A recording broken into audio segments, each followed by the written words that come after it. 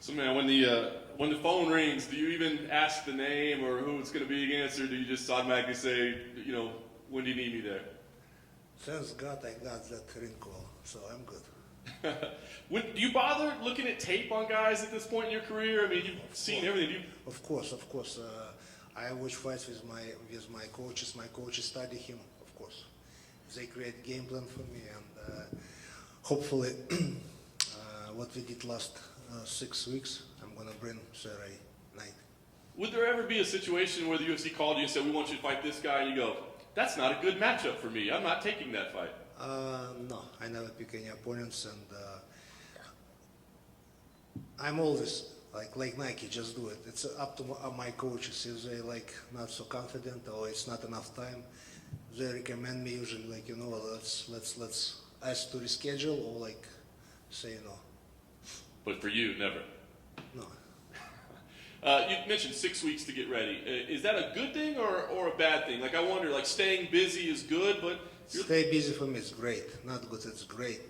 Because I'm disciplined, I'm following my game plan, for the life, because I understand that I still have few years, not too, few, maybe 3, 4, and I need to achieve my goals and just stay busy, be disciplined, do everything right. Is it challenging, I guess, physically? I mean, obviously, we're not young guys. Is it challenging physically for you at all? No. Like I said, I choose what's more important for me. I forgot when I last time went out late, and the hardest part, no alcohol, but otherwise I'm okay. What about the time away from family that you have to take? Is that just that's tough? Yeah, that's tough. No doubt about it. That's why I decided between workouts in the camp to come home, drive my oldest one to baseball practice, spend some time with little one, and get back to rental apartment. Nice. All right, so Jake Collier, he admits he grew up watching you fight. When you hear guys say that, I grew up watching, is it respect, or do you go I wish they wouldn't say that? I don't care. Listen, I have nothing personal. I told before, it's a business. He's gonna be against me on Saturday night in Octagon, so I have to do everything possible to beat him. Like I said, it's nothing personal. It's a business. Yeah. It's pretty impressive the run you're on right now. I wonder, back in 2016, 17, 18, people were like, Andrei, he needs to hang it up. He's done. No, it was 2009, 10, and 11.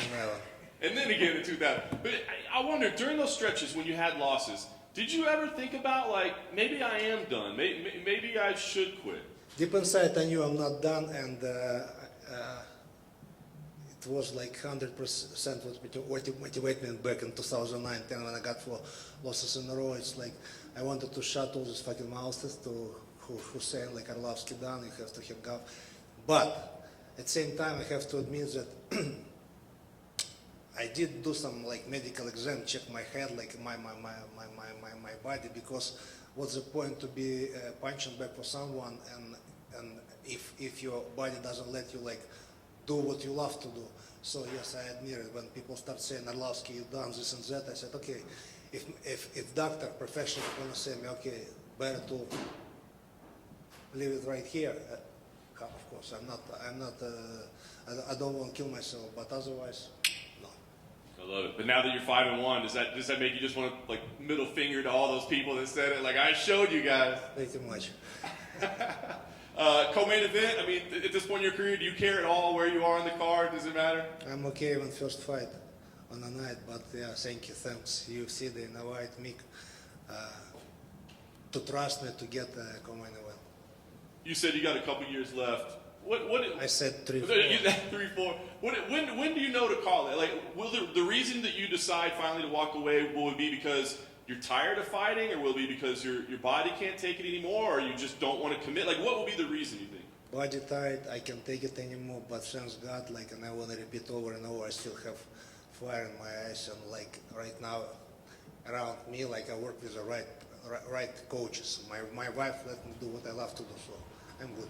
I love it. Last thing for me, the goal on Saturday, is it just to win, or is the goal to finally not have your coaches yell at you for not doing what you're supposed to be doing? It seems like after every win, you say that they're pissed off at you because you didn't do what you were supposed to. But they are pissed off less and less. So hopefully, of course, I'm gonna do 100% game plan, but it's almost impossible. Andrei, you mentioned your goals that you still have. You've been around a long time. You have a chance to tie the wins record. You have a chance. The record book's full of your name. What are those goals that you have? Some of them. Be a champion again, to fight top fighters, and I'm employee of UFC, and I'm gonna fight what UFC gonna give me to fight. So Jake, another tough young stud and dangerous heavy hitter. So I have to be alert. I have to stick with my game plan as usual. Keep my hands up and move around. Not many guys have been around as long as you have, and you look at what Overeem's doing now, and you've been other places, and you look at what Ben Rothwell just did to go to bare knuckle. Or anything like that in your future, maybe, or you want to just finish it out with the UFC? Listen, I have a great present. Why I need to think about future? I'm okay. I'm super good with UFC.